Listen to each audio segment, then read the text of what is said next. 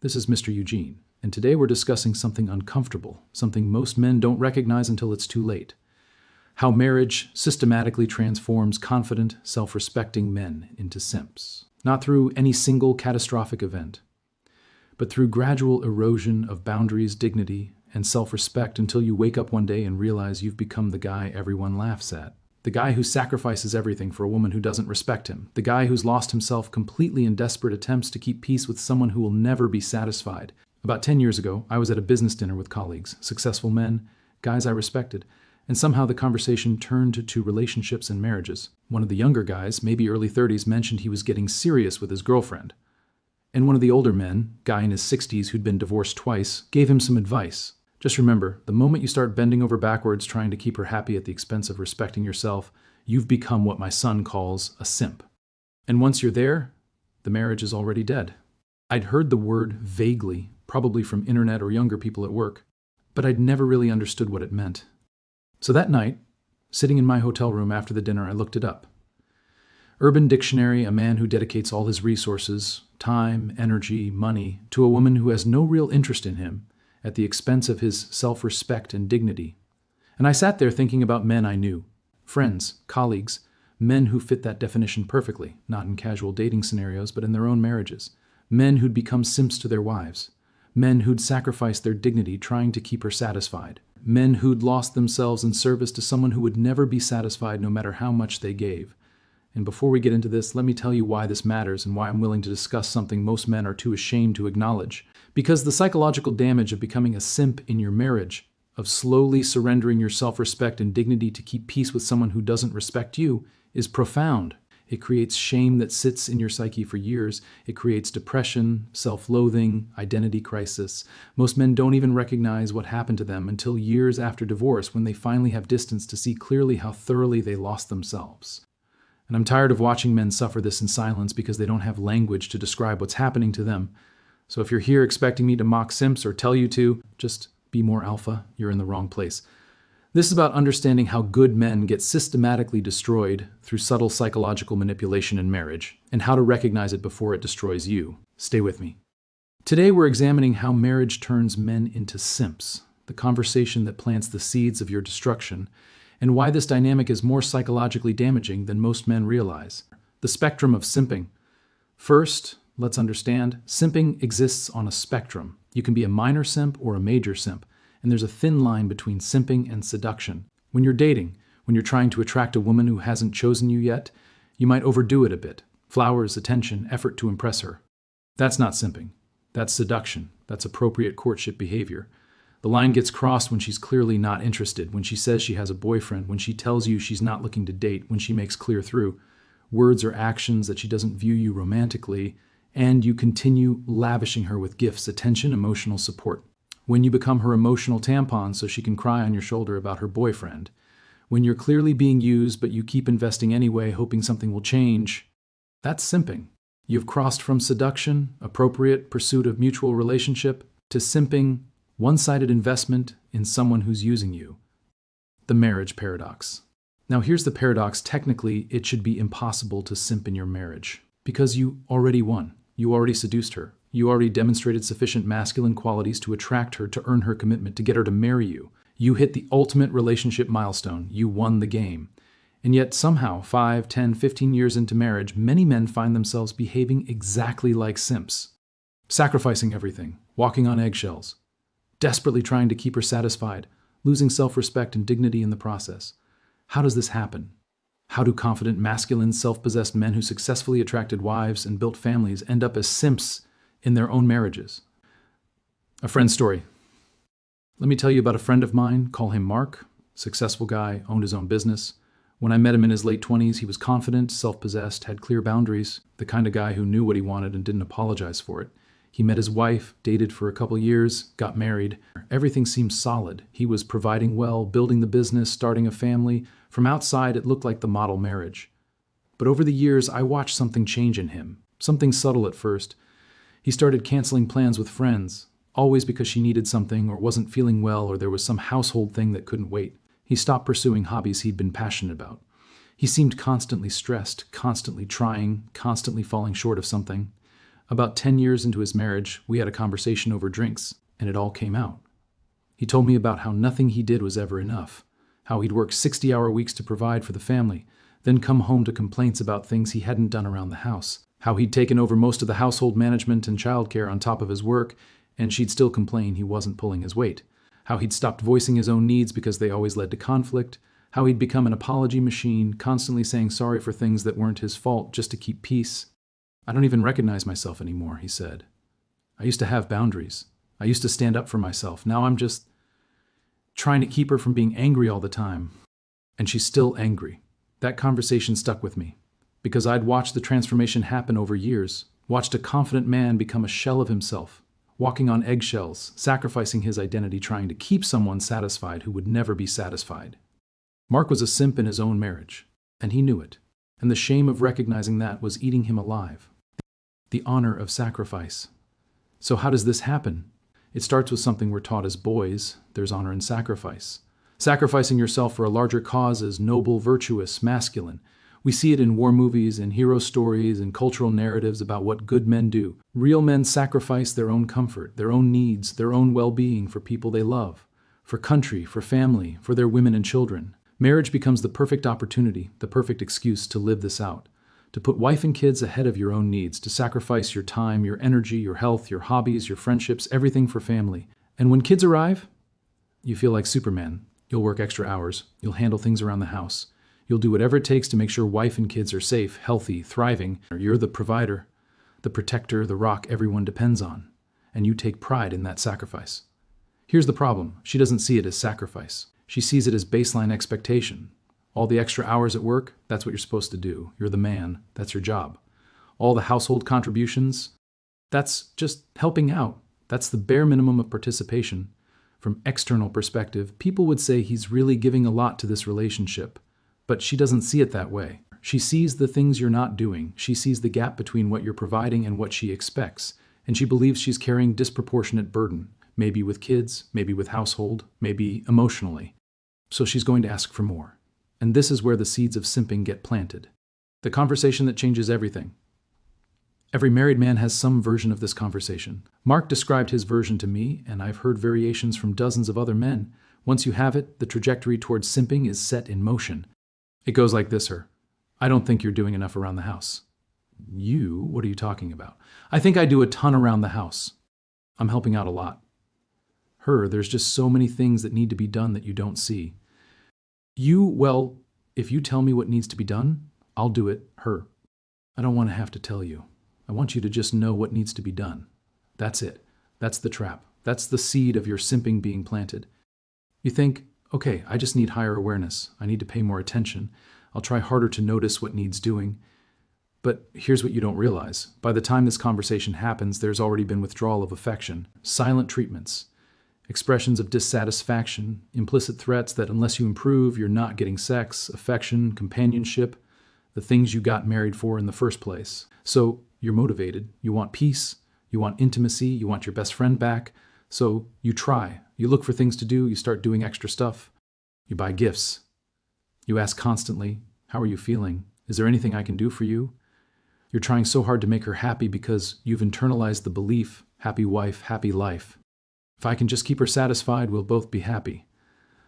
Why this is impossible, but here's the trap embedded in, I want you to just know what needs to be done. It's impossible. You will never know what she needs you to do, because what she actually needs changes constantly based on her mood, her stress level, her hormonal cycle, things happening in her life you're not aware of. The target is constantly moving and undefined, so you fail, constantly. No matter how much you try, you're not doing enough. You're not noticing the right things. You're not anticipating her needs correctly. And to compensate for your failure, you do more. You try harder. You sacrifice more of yourself, your time, your hobbies, your friendships, your identity, trying to finally get it right, trying to finally be enough. Or you become an indentured servant to her satisfaction. And she's never satisfied. Because satisfaction was never the point. The point was establishing dynamic where you're always trying, always failing, always owing more. That's how you become a simp in your marriage. Not through any single catastrophic event, but through gradual acceptance of impossible standard where your value is measured entirely by her satisfaction, and her satisfaction is designed to be perpetually unattainable. Mark described it perfectly. It's like trying to hit a moving target in the dark. I'm constantly trying, constantly failing, constantly being told I'm not doing enough. And the more I do, the more is expected. There's no winning, there's just degrees of losing. The psychological damage. Let's talk about what this does to you psychologically, because this isn't just about behavior. This is about identity destruction. When you're dating and you simp for a woman who's not interested, the damage is relatively minor. It's embarrassing. It hurts your self-esteem, but you move on. But when you've been married, when you've built a life with this woman, when you have kids together, when you've invested years, and you find yourself in this dynamic where you've surrendered your self-respect and dignity trying to keep her satisfied, the psychological trauma is profound. You lose yourself. Your identity gets absorbed into service to her satisfaction. You stop being a person with your own needs, desires, boundaries. You become a function, the guy who's supposed to make her happy, supposed to anticipate her needs, supposed to sacrifice everything to keep peace. And when you finally recognize what you've become, when you see yourself clearly as the simp everyone would laugh at, the shame is crushing. I watched Mark go through this recognition. The shame in his eyes when he told me what he'd become, the disgust he felt toward himself for allowing it, the way he couldn't even make eye contact when describing how he'd apologize for things that weren't his fault, how he'd sacrifice his own needs constantly, how he'd become someone he didn't recognize or respect. I look at photos of myself from 10 years ago, he said, and I don't even recognize that guy. He had life in his eyes. He looked confident. Now, when I look in the mirror, I see this beaten down version, and I did it to myself. I allowed this to happen. That's the shame talking. The recognition that you participated in your own destruction, that you surrendered your dignity voluntarily in pursuit of peace that never came. This is psychological abuse, not the dramatic kind, the subtle kind, the kind that happens slowly over years through systematically eroding your boundaries and self-respect until you've lost yourself completely. Why it's hard to recognize. Most men don't recognize this while it's happening. They rationalize. They tell themselves, I'm just being a good husband. Marriage requires sacrifice. I'm doing this for the kids. If I can just figure out what she needs, things will get better. This is what good men do. They put family first, all true in healthy context. But in this dynamic, these rationalizations become prison, keeping you trapped in pattern that's destroying you. Another friend, call him Dave, went through a similar pattern. He didn't recognize what had happened until after his divorce. He came to me a year after separation, having processed everything with distance and clarity. I spent 15 years trying to be good enough, he said. Trying to anticipate her needs, trying to keep her happy. I gave up my hobbies. I lost contact with most of my friends. I stopped doing things I enjoyed because I was always worried about whether she'd be upset if I wasn't available. And you know what? She left me anyway. Said she'd fallen out of love, that I wasn't the man she married. And she was right, I wasn't. I'd become this apologetic, need-fulfilling machine with no identity of my own. I'd become a simp. And it took losing everything to see it. Can it be fixed? So can this dynamic be reversed? Can you save a marriage that's devolved into this pattern? I'm skeptical. Because once you've established dynamic where you're the simp and she's the perpetually dissatisfied beneficiary of your servitude, reversing that requires her to give up power and control she's become accustomed to. And most people don't voluntarily give up power. Could therapy help? Maybe, but I doubt it. Because therapists would need to help her see that her expectations are impossible and her behavior is abusive. And most marriage therapists don't frame things that way. They'll split responsibility 50-50 even when the dynamic is clearly one-sided. Mark tried therapy. It didn't help. The therapist kept telling him he needed to communicate better, be more present, show more appreciation, all things he was already doing to exhaustion. The therapist never addressed that his wife's expectations were impossible or that the dynamic was fundamentally abusive. The more likely path, once you recognize you've become a simp in your marriage, the healthiest choice is usually to leave. Not because you're giving up, but because recovering your self-respect and dignity while remaining in relationship structure that's built on their absence is nearly impossible. Both Mark and Dave eventually left their marriages. Both describe it as the hardest decision they ever made. Both also describe it as the decision that saved them. 6 months after leaving, Dave told me, I looked in the mirror and saw myself again for the first time in years. The life came back to my eyes. I started reconnecting with friends. I picked up hobbies I'd abandoned, and I realized I'd been dying slowly in that marriage. Leaving didn't kill me. It saved me. Prevention. Maintaining frame. So how do you prevent this? How do you maintain masculine frame in marriage without becoming a simp? First, understand that your needs matter. You're not in marriage solely to serve her satisfaction. Your needs, your boundaries, your self-respect, these matter equally. Marriage is partnership of equals, not master-servant relationship. Reject impossible standards. When she says, I want you to just know what needs to be done, recognize that as impossible standard designed to keep you in perpetual failure. Push back. I'm happy to help with specific things you identify, but I can't read your mind. If something needs doing, tell me clearly. Third, maintain your own identity. Don't let your identity get absorbed into service to family. Keep your hobbies, keep your friendships, keep pursuits that are yours. Men who lose themselves completely in service to family become simps because they have no independent identity to maintain frame from. Fourth, don't accept chronic dissatisfaction. If you're trying hard, contributing significantly, and she's still chronically dissatisfied, that's not your problem to solve. That's her problem. Chronic dissatisfaction isn't fixed by you doing more. It's fixed by her adjusting her expectations or addressing whatever internal issues are driving the dissatisfaction. Fifth, be willing to walk away. This is nuclear option, but it's necessary one. If relationship requires you to surrender your dignity and self-respect to maintain it, the relationship isn't worth maintaining. You must be willing to leave if the cost of staying is your identity and self-respect. The happy wife, happy life lie. Let me destroy one lie that keeps men trapped in simping happy wife, happy life. This sounds like wisdom. Make her happy, and you'll be happy. Prioritize her satisfaction, and relationship will thrive. But it's a trap, because it places responsibility for relationship quality entirely on you meeting her needs while ignoring whether she's meeting yours. It creates one-way dynamic where your happiness is contingent on her happiness, but her happiness is somehow never contingent on your happiness. The real version should be mutual respect, mutual happiness. Both parties should be invested in the other's satisfaction. Both parties should be considering the other's needs. Both parties should be contributing to relationship quality. If it's all flowing one direction, if you're trying to make her happy while she's not considering your happiness, that's not marriage. That's servitude, and it will destroy you. Mark lived that lie for years. I genuinely believed he told me that if I could just make her happy enough, we'd both be happy. I poured everything into that goal, and you know what? She was never happy, and I was miserable. Happy wife, happy life is a lie designed to extract maximum effort from men while providing zero accountability for women to reciprocate. The shame recovery. If you're out of marriage where you became a simp and you're dealing with the shame of recognizing what you became, understand this. The shame you feel is appropriate response to having violated your own values and boundaries. You're not wrong to feel shame about losing yourself. That's your psyche telling you something important about what you'll never accept again. But don't let that shame define you. You are operating from programming about masculine sacrifice and service that's been drilled into men for generations. You thought you were being a good husband and father by sacrificing everything. You were wrong, but you were wrong in service of good intentions. Learn from it. Use the shame to establish boundaries you'll never violate again. Use it to recognize the pattern early if you ever see it developing in future relationships. Use it to help other men avoid the same trap. But don't let it destroy you. You're not that person anymore. You've learned, you've grown, you've recovered your self-respect. That's what matters going forward. Dave described his recovery. It took me 2 years after divorce to work through the shame, to forgive myself for allowing it to happen, to rebuild sense of self that wasn't dependent on serving someone else's satisfaction. But I did it.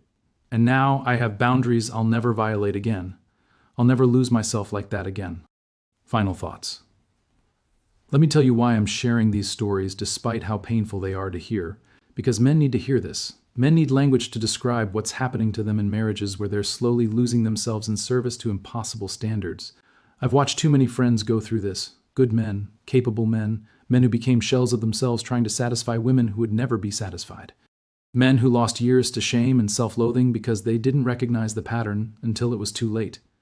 If I can help even one man recognize this pattern early, if I can help one man avoid years of identity destruction and shame by seeing clearly what's happening and making different choice, then sharing these uncomfortable truths is worth it. This channel exists because I got tired of watching men destroy themselves in service to relationships that don't serve them. I got tired of men believing that sacrificing everything, including their dignity, is what good men do in marriage. I got tired of the silence around the psychological abuse that happens when women systematically erode male boundaries and self-respect through impossible standards and chronic dissatisfaction. So if this resonated, if you recognize yourself in these patterns, make changes now. Reestablish boundaries. Reclaim your identity. Stop accepting impossible standards. And if the relationship requires you to be a simp to maintain it, consider whether that relationship is worth maintaining. Or drop a comment if you've experienced this. If you became a simp in your marriage and didn't recognize it until later. If you're dealing with the shame of recognizing what you became, or if you watched friends go through this. Share so other men know they're not alone. Subscribe for more truth about relationship dynamics that destroy men silently. Because this channel will never tell you that sacrificing your dignity is what good men do. We'll never encourage you to accept impossible standards in service to female satisfaction. We'll never frame chronic dissatisfaction as a problem you can solve by trying harder. You are not a servant, you are a partner. Act accordingly. And if partnership isn't possible, walk away with your dignity intact.